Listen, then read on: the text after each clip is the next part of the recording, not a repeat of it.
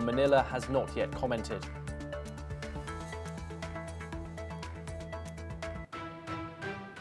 We start this hour in the Middle East, where a senior official from the United Nations nuclear watchdog will travel to Iran for talks on Monday.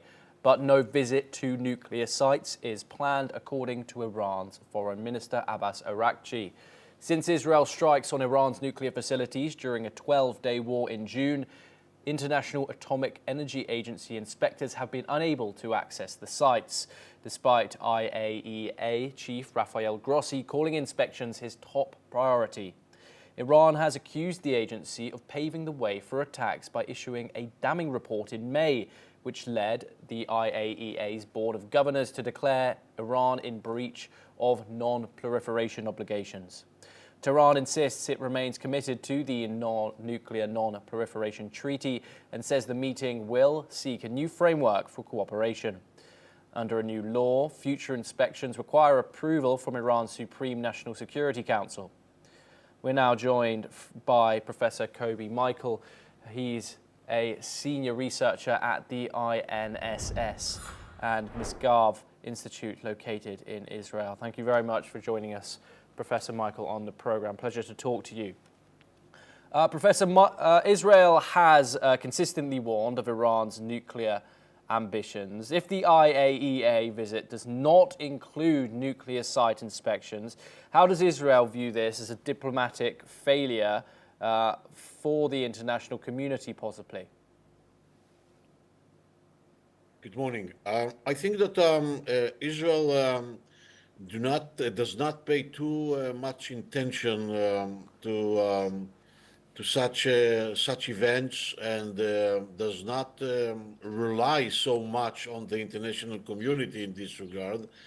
And Israel, I would say, point of departure, or Israel's main assumption is that Iran's, under the current regime, makes all the preparations for re-attacking Israel, be it directly or indirectly, through proxies or outside of the state of Israel, which means to attack Israeli or Jewish assets all around the world.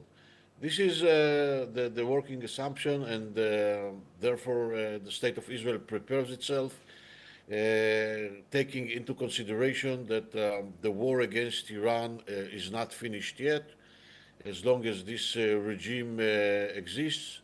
And the other assumption is that Iran makes now all the efforts in order to reconstitute itself after the last war, the last military operation, Rising Lion, in order to be able to continue its efforts and campaign for achieving hegemony in the broader Middle East on the one hand, weakening Israel and destroying Israel on the other hand.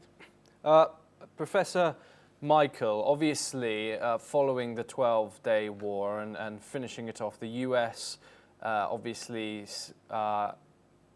deployed bunker buster bombs, which Donald Trump's claimed completely obliterated Iran's nuclear facilities. We've since seen conflicting reports about the damage of Iran's nuclear facilities, its ambitions, with differing timelines of how much those US strikes and, of course, Israel's strikes on its nuclear facilities have damaged Iran's nuclear program.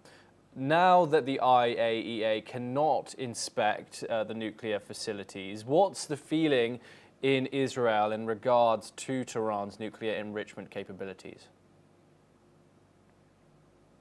As I told you, Israel doesn't need the inspection of the IAEA as a source of intelligence. Okay, Israel has very good intelligence in this regard, and together with the United States of America, I think that both countries are able to create a very clear and accurate intelligence picture about what is going there in Iran with regard to the nuclear facilities. Israel and the United States have succeeded in damaging the nuclear facilities in Iran in in a very severe manner, I think. It doesn't mean that Israel and the United States of America completely destroyed it or eliminated it. We have to remember that we are talking about a very big country with many years of experience and efforts that were devoted for developing its nuclear infrastructure, and therefore we have to assume that we didn't succeed in eliminating all of it, but we succeeded in damaging it very severely, and we have to continue monitoring what is going there in Iran, and we are ready, and the United States of America is ready, following President Trump declarations, to to react if there will be a need, and if there will be indications that the Iranians are succeeding in reconstituting their nuclear facilities and the capacities. Professor Kobe Michael, do stay with us as we discuss further West Asian updates. We now move